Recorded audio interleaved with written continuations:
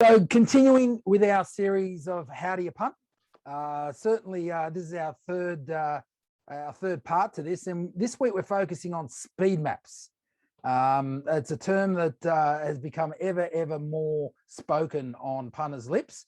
So we thought we'd take a bit of a dive in here, but most importantly, hand over to the punters at the end and get your comments on wherever you're watching this, whether it be Twitter, Facebook, or YouTube, or wherever else it might get to. So I'm going to hand over to Mick Gannon. Mick Gannon, speed maps, are they any good? And if so, how do you use them?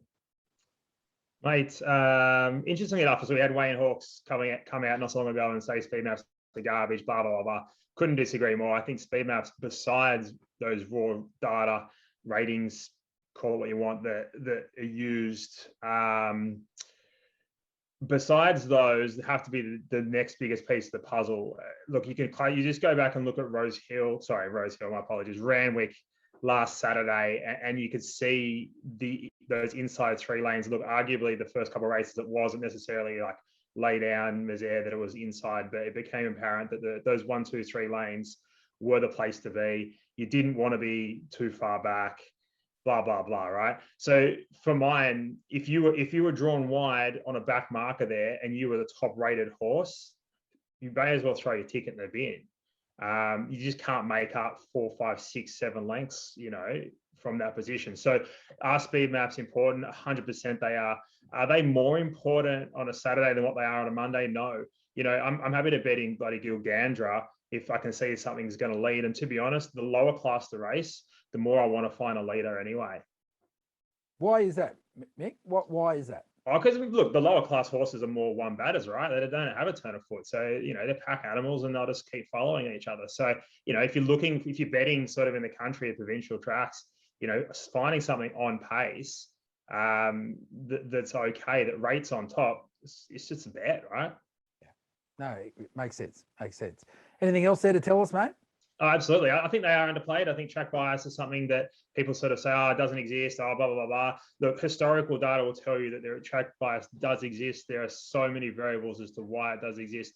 Win can be one. Obviously, significant win. Anything over that 30, 40 Ks is where it starts to really be significant. 40, 50, 60 Ks, then yeah, it's definitely in play. Rain and rail position for mine is significant. You know what I mean? So I think in New South Wales racing, the Sydney racing it's more prevalent than it is anywhere else. I don't really bet too much in Brisbane, but you do hear about it up there a little bit. But definitely Sydney racing, it exists. Yeah, okay, great. Look, I know you're big on ratings, Mick, and in terms of sort of coming up with your selections. Let's just talk about a race where you've got 2 horses, you've got one top rated, one rated somewhere down from it. But you look at the speed map and you see your top rated horse is really going to have a tough run.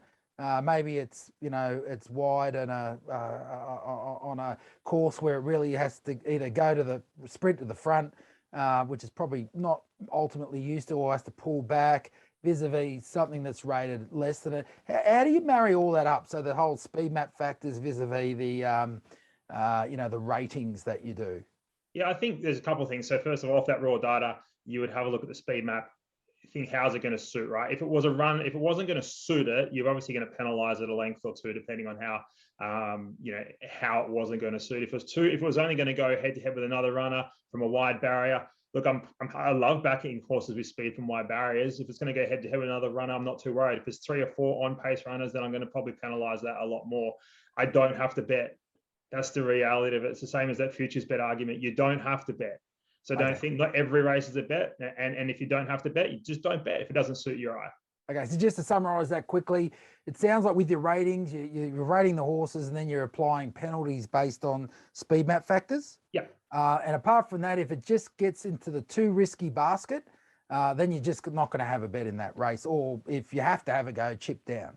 Exactly right. Yeah, if you want to have a bet, have a bet. If you're playing quaddies, etc., maybe go a bit wider. Yeah, okay, great. Well, look, there we go. That's how Mick does it. I mean, how about you, punters? Tell us, speed maps, are they something you look at? Are they not something you look at, you don't care too much, an afterthought? Whatever it is, it's okay. We all bet differently. We'd love to hear it. Remember, Twitter, YouTube or Facebook, wherever you're watching this, tell us how you punt. specifically this week about speed maps. Awesome.